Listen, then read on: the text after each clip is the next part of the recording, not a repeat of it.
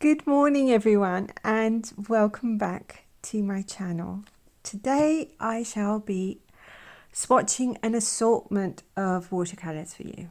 It's not one group of watercolours like red or yellow or green as I have done in the past. It is a miscellany of watercolours, different colours. I have a violets, I have a green, I have greys. No, I have two greens actually, and a blue and a blue-grey-ish. I hope you will enjoy the process. I'm really excited to swatch these for you because they are really lovely watercolours, and it would be a shame for me not to showcase them to you. I have 1, 2, 3, 4, 5, 6, 7. I have 7 Daniel Smith colours. Blue. Blue. Okay, blue. Blue. Baba. Sorry about that. Blue has decided that he wants to dig himself out of the studio today because the poor little boy is still sick. He's under the weather. He's getting better, but it's a slow progression. And he is a bit restless. So we may have some sound effects from Balloo today. Good boy. Good boy, Balloo. Balloo. Okay, Balloo. I think he's done. So I'll be swatching today in my Bockingford pad, as I usually do. I have made a little colour chart, and I'll just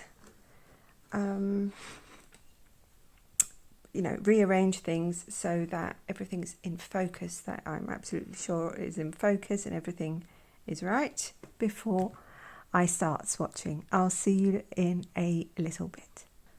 And so I'm back, and Balloo has settled a little bit. He's looking out outside the window. I'll just adjust my chair and get to swatching. The first colour I'll be swatching for you today is a Daniel Smith colour. It is called Rose of Ultramarine. Okay, I'm just checking on Balloo again. I am so sorry. It's going to be a day full of bloopers today. I'm afraid that is my prediction. He is so restless, poor little one. Are you okay, Baba? Yeah, he's okay. He just wants to go outside and play, which I totally understand, but as he's still poorly, I'm just keeping him in for now. Okay, so back to our colour, which is a beautiful, beautiful violet colour. And I'll be swatching first in Macetone and then diluted for you to see. So I'll start here. Oh, that is so lovely. It is almost the colour I'm looking for when I'm looking for an aubergine, but not quite.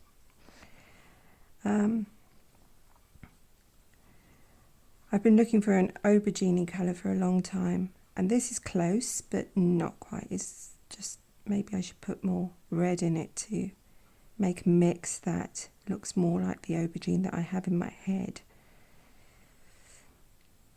There we go. Beautiful, beautiful colour. Even in Macetone, and I'm not one for liking colours in Macetone. And now I'm going to swatch it, diluted. I forgot to mention that I'm using my Da Vinci No. 4 Maestro Kolinsky brush. I did say today is going to be filled with bloopers. So I have one eye on Balloo and one eye on the pad.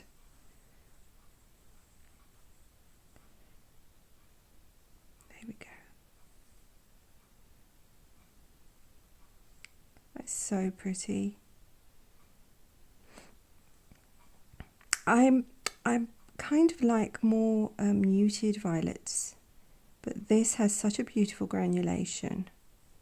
When it settles, you'll see the PB29 separates from the PB19 in such a beautiful way. Such a really good colour from Daniel Smith. That is so lovely.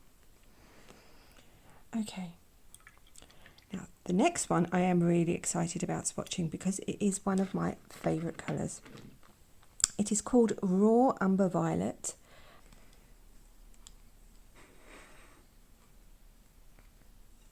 I love Raw Umber Violet.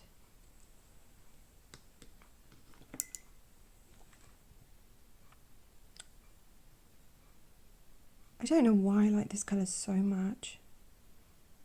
I use it a lot. I'm going to need to refill in order to get some more in because I'm running out. This is a very muted violet colour. I mean, would you call it a violet colour? It's a reddish violet brown, and I absolutely adore it. Lovely, lovely, lovely colour. I'll swatch it diluted now.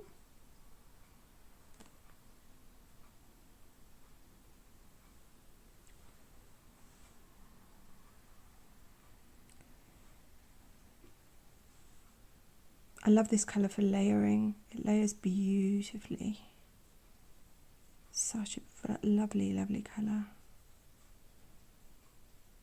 And for mixing.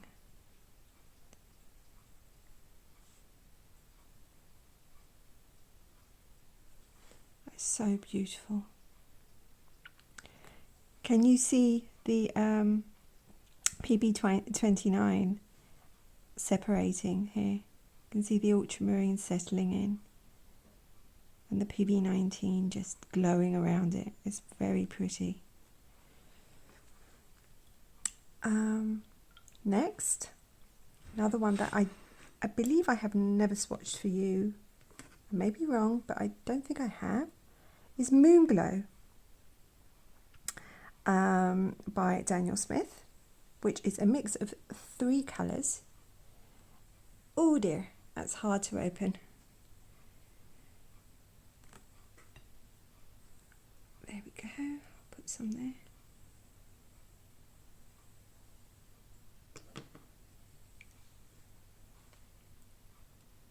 Moonglow, another beautiful muted violet colour.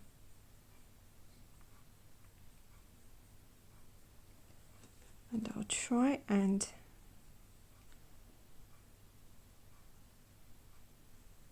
swatch it in mass tone here. It's so lovely, such a lovely colour.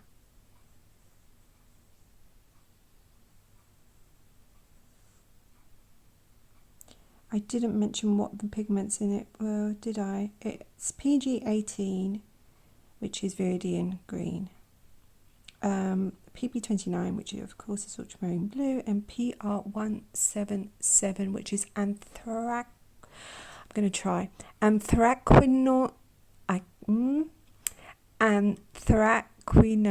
red. If I say it slowly, very, very slowly, I can pronounce it.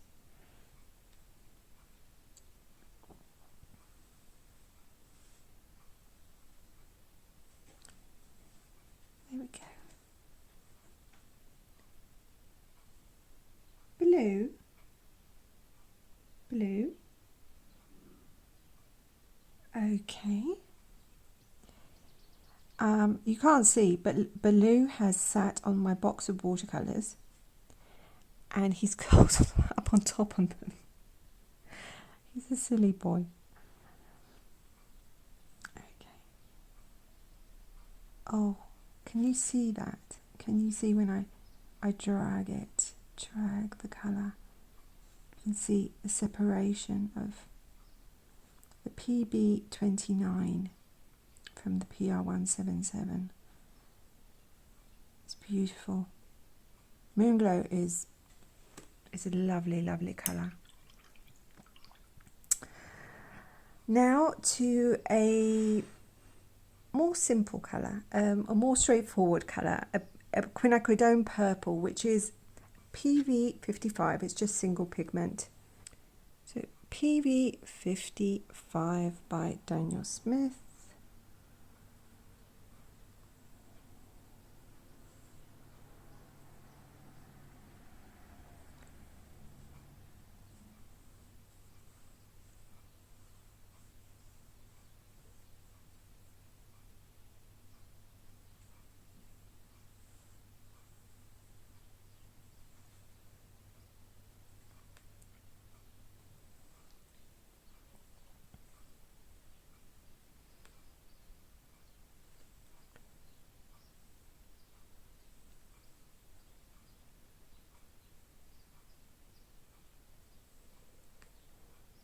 And diluted.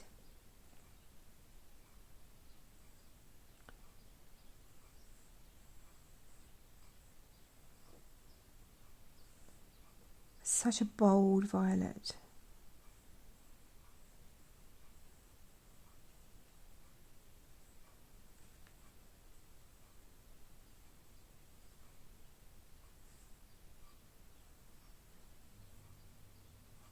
There we go.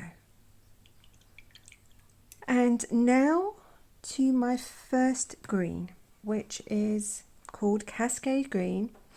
It is by Daniel Smith, and it is a mix between PBR7 and PB15. There we go. And I know I've seen many artists talk about this colour with such love and affection, and I do understand why, because it is a lovely, lovely colour. I'm going to swatch first in mass tone.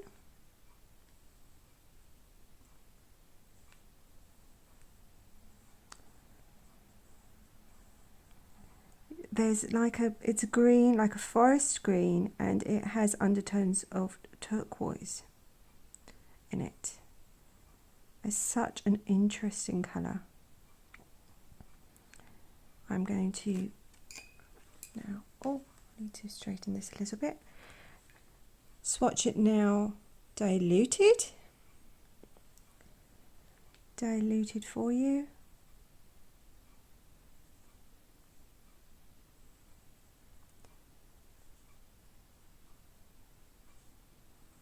And you can see how pretty it is.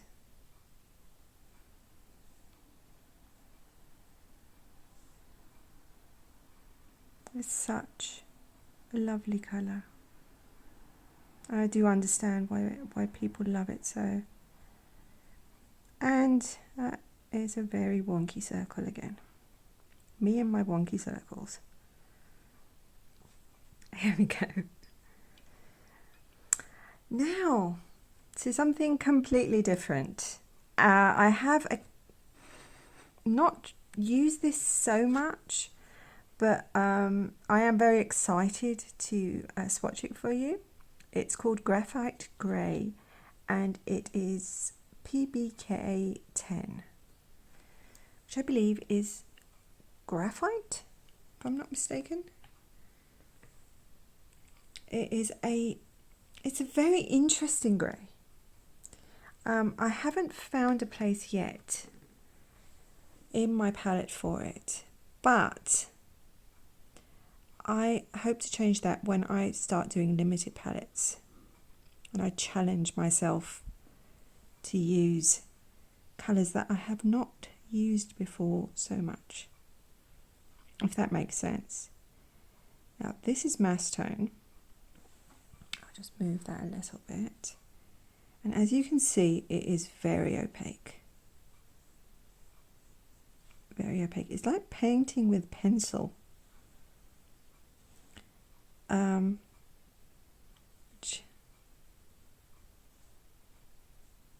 If I don't know if it comes through the camera so well. I can see the colour of pencil in it.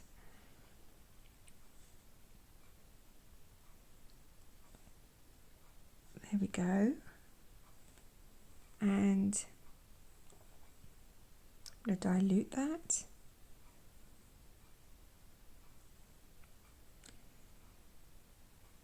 It is a lovely grey. I like that it's a single pigment grey, which should lend itself to mixing very well.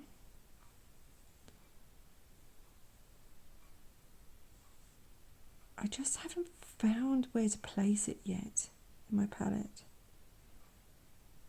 I don't know if that makes any sense. Maybe it doesn't quite suit the colours that I have already in my palette. Maybe when I do limited palettes, it'll find its place for me. It is a lovely grey though. It's a lovely matte, almost true grey. It's very nice. Another lovely grey, which I do use more than I use graphite grey, and is grey titanium. Oh, there's a lot of binder on the top there. And I do love this grey a lot. It's like an elephant grey.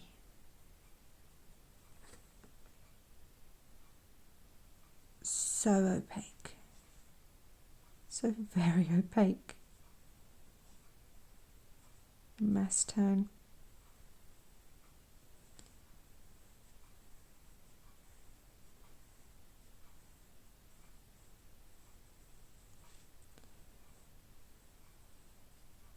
And diluted is where the magic is.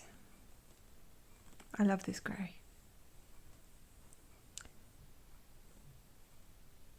It's a warm grey.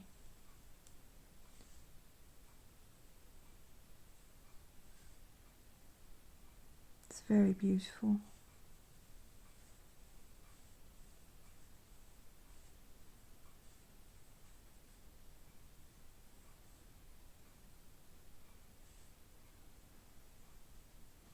Now this, I'm sure I'm going to find a place in my limited palettes.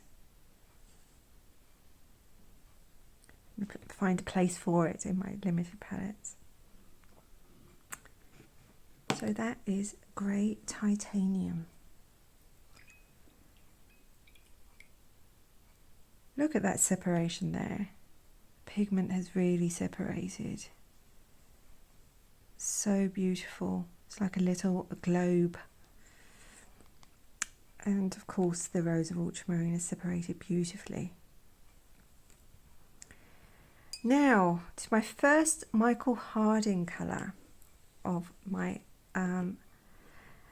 miscellaneous set here is Sap Green, which is a mix between PG7 and PBR6.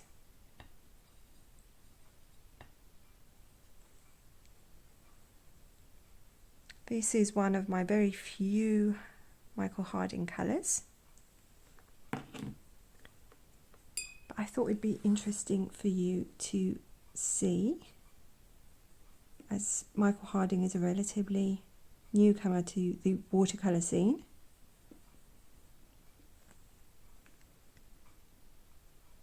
This is mass tone.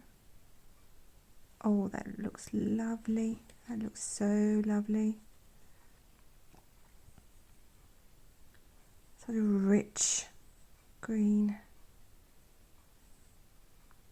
I have to say, I'm loving the Michael Harding colours.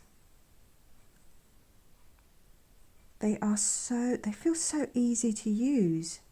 They just flow effortlessly.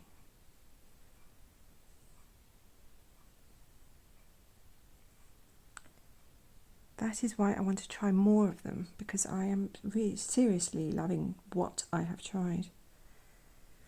It's such a rich green, that is beautiful.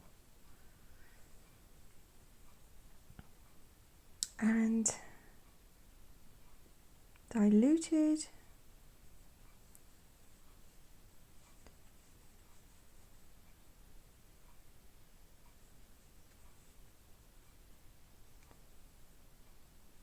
Very wonky circle again.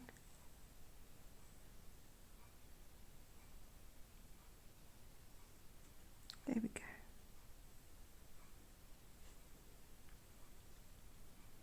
That's so beautiful. We'll wait until it dries to see it better, but that looks so lush. Another Michael Harding colour is Phthalocyanine Blue, which is PB15 colon 3.3. I'm not sure. No, it says .3. And I bought this basically for mixing. I wouldn't dream of using it by itself because it's so bright and so loud. But I mean, loud can be a good thing. It's just for me, it doesn't.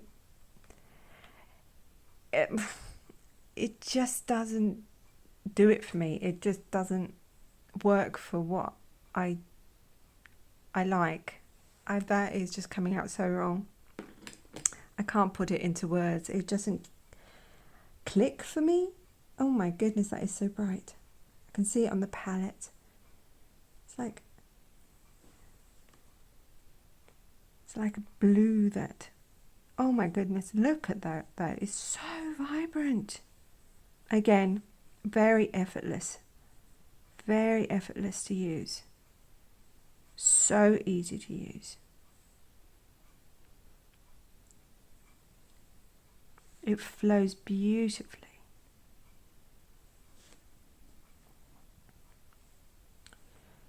And diluted.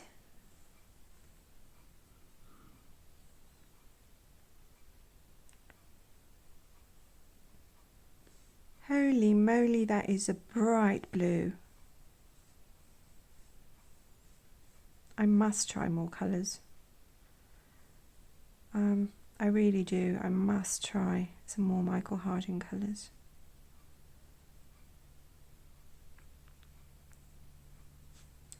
Maybe I'll win the lottery one day, even though I don't play. Okay, next up we have a colour that I think I showed you the tube, but I never swatched for you, and it is a beautiful colour. I've used it a lot since I bought it, even though you can't see that I've used it a lot, but a little goes a long way with this. It is a Schmincke Horadam colour, and it's called Payne's Grey Bluish, and I've used it a lot in some originals that I have done recently. I just love it. Love it to bits. Now, I'm going to swatch it in mass tone first, and it is dark. It is dark in mass tone. I might just put a little bit of water so that you can see it better. Otherwise it will just come through the camera very, very black.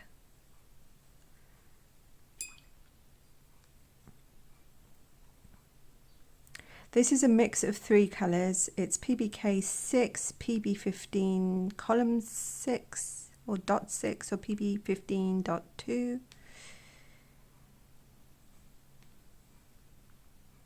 That is just a magical colour. Love it. I absolutely love it. And diluted.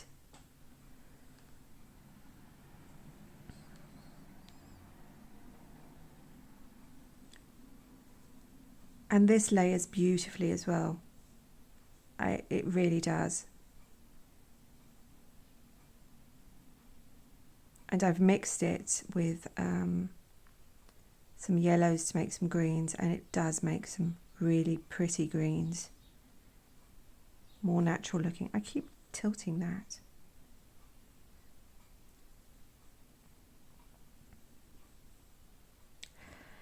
So that is my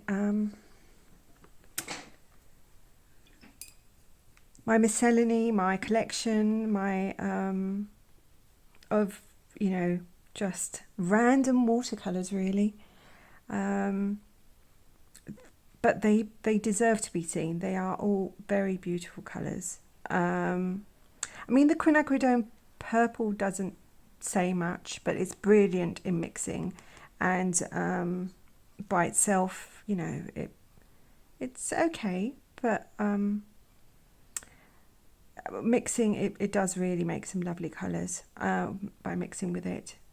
Some colors stand alone are beautiful, like the Cascade green, the rose of ultramarine, the umber violet, the Moonglow.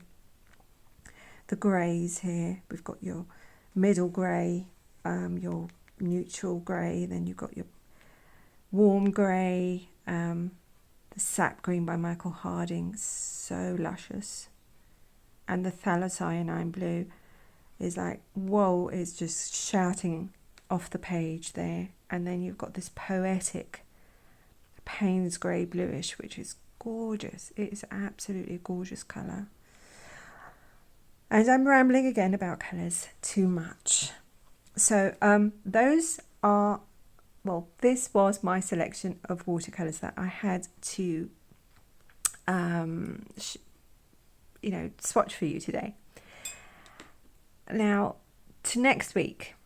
Next week I hope that I'll be ready to film a the beginning of my limited palette series. However, I have come up against a little bit of a problem. I did say, I think in a previous video, I did say that I wanted to start with historical palettes, and I went down the historical palette rabbit hole, and there is so much information, and I have been overwhelmed with colours and colour choices. Specifically, I started doing research into 19th century palettes, and leaning towards colours that were basically invented in the 19th century, and because I thought that's how I should approach it, like colours that were invented in the 19th century. And I came across such an array of watercolours, of colours in general. And then I went down the rabbit hole of reading about each colour, and then I realised that there are colours that I would like to include in the limited palettes that I do not have, that I need to actually purchase. Now, this wouldn't be so much of a problem if I lived somewhere where posting is quick, but where I am in the mountains on an island in the middle of the Mediterranean, it ain't quick. Posting is very slow. So I could, for instance, order today and it won't arrive for at least 2.5 weeks. I might be lucky and it might be like 10 days, but it's never quick. So to make a long story short, I decided that I'd start my limited palettes, not with historic palettes, because that is going to take a while for me to actually get the pigments, the watercolours. I would start with aesthetic palettes and use colours that I have, and build palettes with that. And hopefully in the not so far future, I will be able to do the historic palettes, because the historical limited palettes, because I will have the paints. I hope that made sense. To show you a little bit of what kind of rabbit hole I've gone through, well, I'm going down. I am going down through. Does that make sense? I've started reading all my old books on colour, and Well, this one is the one that started my colour history obsession off, and it's by Victoria Finlay, and it's called Colour, and it's a natural history of the palette, and it is a beautiful read. I read it like in 2 days when I bought it. I remember staying up all night, sitting on the veranda. It was summer, thankfully, and just reading non-stop. I loved it. This was, this was 20 years ago. This book was, let's see, when was it released? It says copyright 2002 by Victoria Finlay and 2004 Random House. This is what started it off, and then I went down the route of looking at all my other books. I have so many on colour and colour history. I've got a few here, just a smidgen of them. I've got The Secret Lives of Colour by Cassius and Claire. I'll just move that out the way so I can flick through it for you.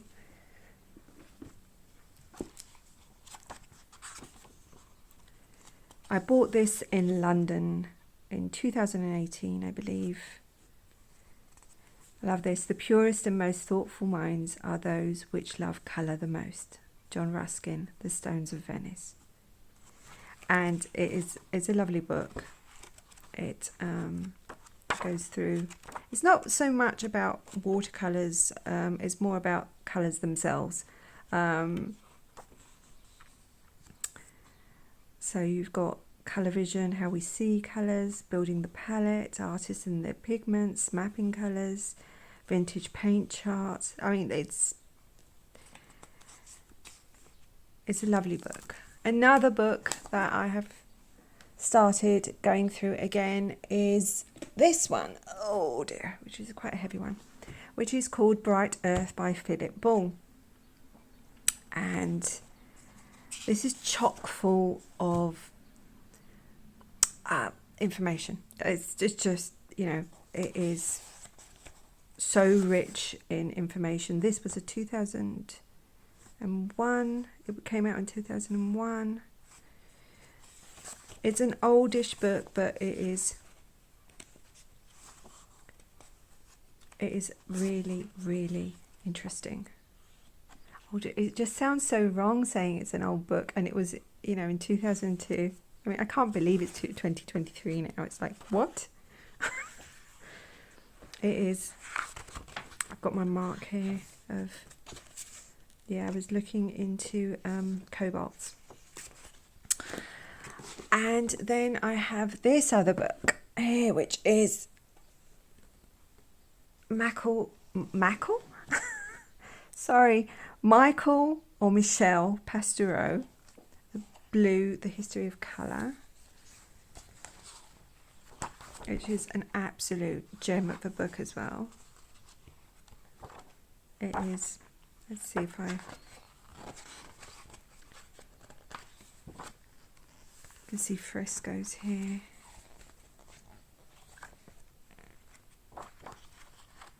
Anyway, I could go on about books and the history of colour, but I will not. I'll maybe one day I'll show you all the books I have on the history of colour and about colour, because I'm a bit of a nerd when it comes to collecting books about colour.